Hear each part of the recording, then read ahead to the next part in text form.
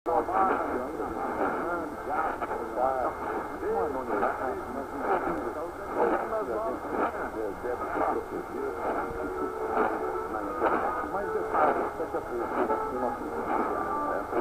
nós temos as informações da segurança. Os principais fatos e as primeiras informações da manhã, o que aconteceu nas últimas horas aqui na nossa micro-região. Temos o ronda policial que começa às 10h08. 6h51. O Jornal da Jaraguá, edição da manhã, tem produção do Departamento de Jornalismo da Jaraguaíne. A edição é de Rogério Dalene, a apresentação é de J. Santos, ali na coordenação Chico Suanda.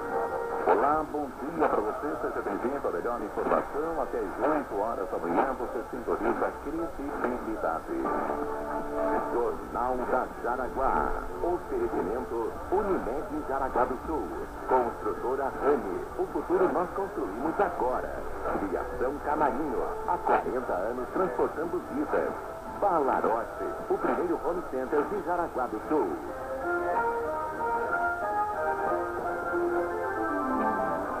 6h52. Os destaques internacionais nesta manhã de quinta-feira de céu nublado em Jaraguá do Sul. Ataque insurgente mata 2 soldados da Tailândia. Explosão virou aí um veículo do exército em